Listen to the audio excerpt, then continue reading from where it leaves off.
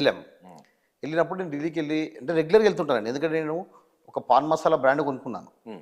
So ఆ బ్రాండ్‌ను అమ్మాలనే కాన్సెప్ట్‌తో Delhi regular తిరుగుతుంటారు. సో అట్లా ఢిల్లీకెళ్ళాను తప్ప వేరే ఉద్దేశం లేదు. పొలిటికల్ సంబంధించిన వర్క్ కాదు. హ్మ్. సో దానిపైన ఢిల్లీకెళ్ళాను నేను. హ్మ్. ఢిల్లీకెళ్ళినప్పుడు అక్కడ రామచంద్ర భారతిని సింహాయాజీ గారు పరిచయం చేయించడం జరిగింది. హ్మ్. ఈయన కూడా రామచంద్ర భారతి గారని ఓకే. ఆయన ఎవరు ఈ సన్న యెస్. యెస్. అతనునా? Is the okay. Person. Okay. Hmm. Ramachandra Bharati గారు ఈయన ఇట్లా గోఆశ్రమం మెయింటైన్ చేస్తాడు. హ్మ్.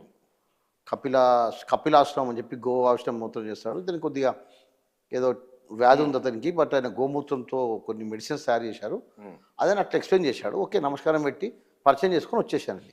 ఎప్పుడన్నా మామూలుగా అడగగానే ఎప్పుడైనా హైదరాబాద్ వస్తారండి అని చెప్పినప్పుడు, వారు మరలా అక్టోబర్‌లో హైదరాబాద్ వచ్చారు. సింహాయాజీ గారికి ఏదో పని మీద వచ్చారు. హ్మ్. సింహాయాజీ గారికి వారికి ఏదో రెగ్యులర్ మీటింగ్స్ ఉంటాయి. పని మీద వచ్చారు. హ్మ్.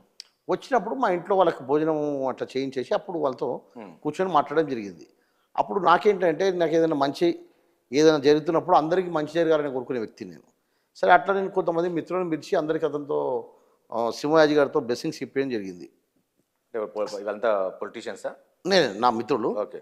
అట్లా సడన్‌లీ నేను ఆ రోజు మన పైలట్ రోహిత్ రెడ్డి గారికి కాల్ చేశాను. ఓకే. మీకు ఫ్రెండా పైలట్ రోహిత్ రెడ్డి? ఫ్రెండ్ అండి. Okay. Friend plus business partner కూడా. హ్మ్. చేసినప్పుడు తను నాకు అదృష్టం ఏంటంటే ఇక్కడే జూబ్లీ హిల్స్‌లో ఉన్నాడు.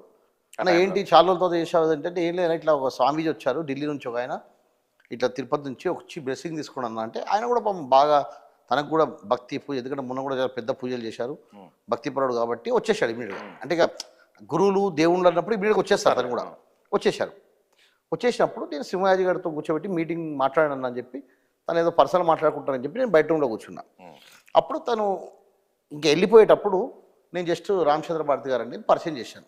ఏంటన్న బ్యాక్‌గ్రౌండ్ అంటే, "ఇలా రామచంద్ర భారతి ఢిల్లీ నుంచి వచ్చాడన్న. హ్మ్. శివాజీ గారి మిత్రుడు" అని చెప్పాను. అక్కడికే వెళ్ళిపోయాడు. హ్మ్. తర్వాత తను తెల్లారి ఫోన్ చేసి, "ఏంటి రామచంద్ర భారతి ఎవరు? సింహాయాజీ ఎవరు? ఏంటి వీళ్ళు?" రోహిత్ రెడ్డి అడిగారు. రోహిత్ రెడ్డి గారు. "ఢిల్లీలో ఏమైనా కాంటాక్ట్స్ ఉన్నాయా వీళ్ళకు? ఆర్ఎస్ఎస్‌లో ఏమైనా కాంటాక్ట్స్ ఉన్నాయా? హ్మ్. బీజేపీ